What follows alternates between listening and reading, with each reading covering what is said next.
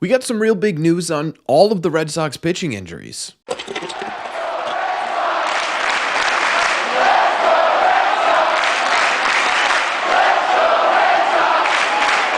What is going on, everybody? Welcome back to Red Seat Radio. My name is Corbin, and thank you very much for clicking on this video.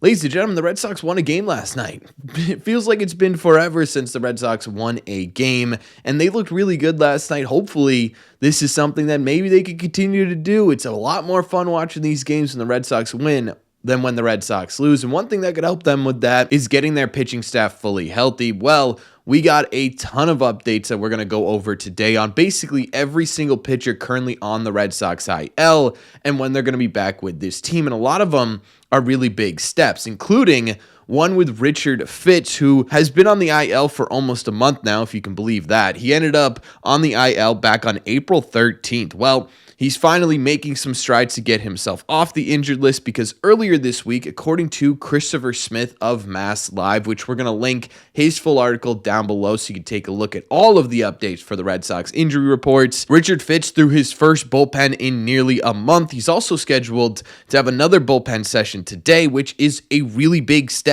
It goes basically, no pitching, throwing a bit, long toss, bullpen sessions, BP sessions, and then rehab. So if you think about it, Richard Fitz is basically a step away from being back into a rehab assignment, which again is a really, really good thing for Boston.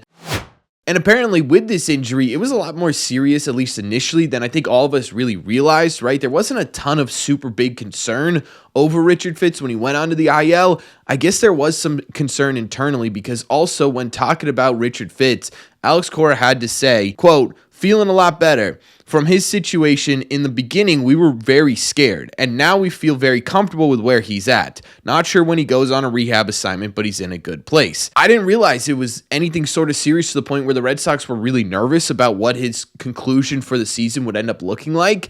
I always thought this was sort of a minor thing that he would have been back on the mound earlier than this, but it's a really, really great thing that it didn't end up being serious and that he is back on the mound, at least in the bullpen for the Boston Red Sox. Now, in terms of a rehab assignment, it still feels like we're a little bit of ways away from that. I would assume he's probably going to have 3 or 4 bullpen sessions before he goes to live BP, and then from live BP, he'll have a couple of those to a rehab assignment. So it's still kind of looking like it's going to be about late May to early June before we even have a conversation about where Richard Fitz is going to end up fitting, either on this roster or on Worcester's roster. Honestly, I think at the end of the day, what that's going to depend on is what Giolito and Dobbins look like in the meantime. I think Giolito's kind of in the spotlight a little bit here, right? You've got guys like Fitz and Dobbins who have been really solid or at least consistent at the major league level for the most part this season. We're going to be talking about Kutter Crawford in a second, also Walker Buehler, right? Gio's sort of that 5th man in the rotation right now. 2 nights ago was a really, really tough start for him. I have a feeling if he's kind of sitting where he was in his latest start by the end of when these guys come back, we're going to have some really interesting conversations. I also wonder if they just keep Richard Fitz in AAA just to simply be that emergency depth because, again, the Red Sox haven't gone through their rotation once yet, fully healthy and fully set up like they imagined at the beginning of the season. So a lot of outcomes here possibly for Richard Fitz, but the most important one to focus on is that he's making legitimately big steps forward to getting himself off the IL. And he's not the only one doing that. But before we get to that, a quick word from today's sponsor. The sponsor of today's video is actually us ourselves. Red Seat Radio put out a brand new merch site, and there is some fantastic stuff on there, folks. We got all new hoodies, sweatshirts, t-shirts with brand new designs that have never before been released from Red Seat Radio.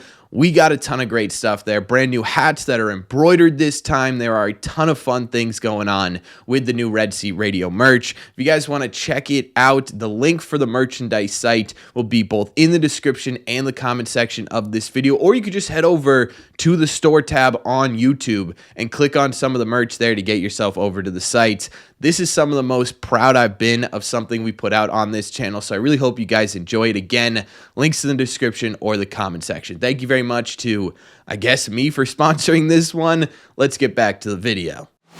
Another pitcher who took a really big step this week has been Kutter Crawford, who threw his first live bullpen session on Tuesday, with the plan for him being to throw another one on Friday. We actually talked about this a bit last week, but again, this is a genuinely really big step forward here. He is literally one more step away from getting rehab assignments going, and honestly, I think that's a bit of a miracle. I think a lot of people, including myself, were looking at this Kutter Crawford injury, looking at the timeline continually being pushed back and saying, this might be a little bit of an issue, right? We may end up having to talk about this almost the entire season as opposed to just part of the season. But for Kutter to get back here, you're really talking about some really big steps, and you're probably looking right now, maybe before even July, of getting Kutter Crawford back on this Red Sox team. Now, what the next steps are going to be kind of interesting, right? Because you're probably going to have to throw a few live bullpen sessions, considering he really hasn't done anything like that at all. He didn't have a spring training.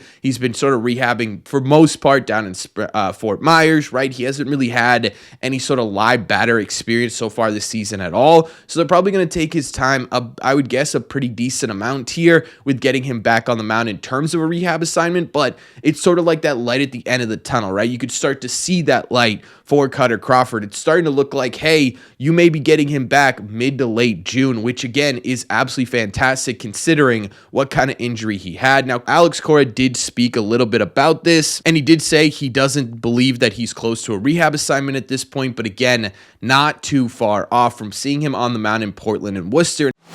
Again, you have the conversation like you had with Richard Fitz, where it's going to be an interesting one to figure out where he fits on this Red Sox team.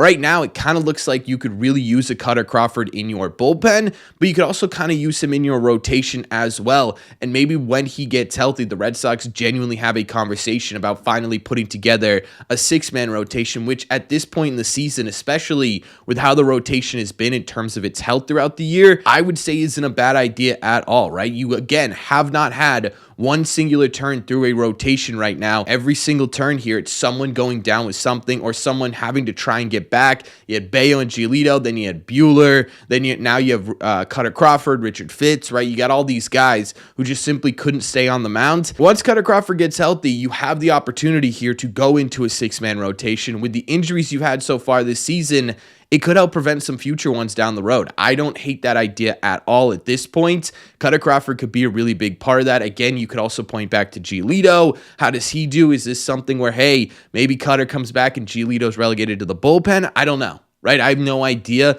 but it is really nice to start actually having that conversation again, as opposed to sitting here and being like, he's probably a few months off at this point. We kept saying a month away, a month away, a month away. Now he's legitimately a month away from Major League Baseball. So that's a really, really great thing to get Kutter Crawford back here. I know the statistics last year weren't incredible, but it's just another arm with more potential to help even out and make this rotation / bullpen a bit more consistent, which the Red Sox could really use right now. So moral of the story here is Kutter Crawford, really big step in his rehab assignment. Getting on the mound and facing live batters is a really big thing. And finally, for starting pitching updates at least, Walker Buehler is very close to returning to the Boston Red Sox. If you remember, he was placed on the IL on April 29th with what is called bursitis of his shoulder. I have no idea what that is. I honestly don't even know if I pronounced that correctly. All I know is that it's not incredibly serious. And the reason I know that is because Walker Buehler actually did an interview with Nesson where he said a couple of things that pretty much lead me to believe that he's going to be perfectly fine. The first thing he said is that if this was October, we aren't having this conversation. In regards to him being on the IL, he's at the point here where he's like, look, dude, I could pitch straight through this. We're just being a bit cautious with this one. Really, really good sign there. He later on in the interview actually even said he thought it was a bit embarrassing that he ended up on the IL for this. This is something that normally he would pitch through and have no problem with, but he did understand that it was the right call to be a little bit cautious at this point in the season. All of that basically is to say that Buehler should be back with the Red Sox very soon here. The goal right now, according to Alex Cora, is to get him back in the rotation for the Detroit series, specifically in the final game of the Detroit series, which is the first game that he can come back to the roster after he's put on the 15-day IL. That would have him coming back on the 14th of May. Again, you're talking about, less than a week away from getting Walker Buehler back at this point. Worst case scenario here, or what sounds like kind of worst case scenario here for Buehler, is that he ends up coming back when the Red Sox return home against the Atlanta Braves that weekend. So you're really realistically looking at Walker Buehler missing 2 or 3 starts. And I'm absolutely pumped about this. I love the fact that Walker Buehler is only going to miss a couple of starts here because he has been really fantastic for the Red Sox this season. I know the overall numbers are pretty mediocre here, but if you take away his first 2 starts of the year, which were really bad starts for Buehler, he's currently pitching to the tune of a 2.59 ERA with a 3.46 FIP in his last 4 games. That is a legitimate number 2 pitcher in your rotation, right? That's a legitimate top of the rotation type guy.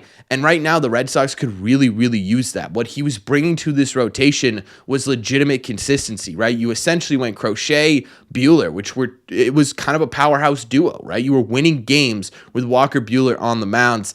And that's a big reason why I want him back as soon as humanly possible. It's also a big reason why I'm super pumped that this isn't anything serious. It doesn't even sound like he's going to end up needing any sort of rehab assignment. Maybe he'll get 1, but it doesn't sound like you're going to need to go 2 or 3 starts like you did with Bayo or Giolito. It really sounds like, hey, once I get good, I'm ready to go. He is playing long toss already right now, so not really a big issue here with Buehler, and that's a really great sign. The last injury update I did want to give, and the reason I said the last pitching injury update for Walker Buehler is because I did want to go over Romy Gonzalez a bit, who did get injured in last night's game with an incredibly scary collision over there at first base, which would have been absolutely miserable to lose basically your 2 rostered first basemen immediately to the same thing basically on back-to-back nights. At that point, it looks like he's going to be okay. Alex Cora, after the game, said his back tightened up on him a little bit after that collision, and that's the reason why he was taken out of the game. It had nothing to do with his hamstring or his kneecap, thank God.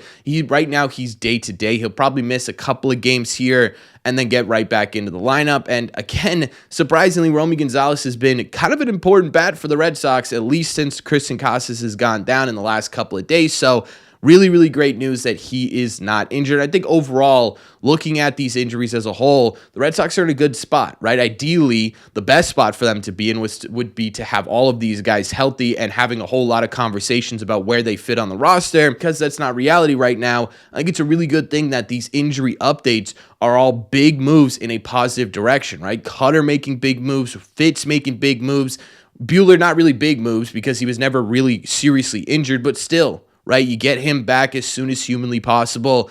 It's a really great sign. Again, you go back to the thing I've said, this is the 3rd time I'm saying it now, I think.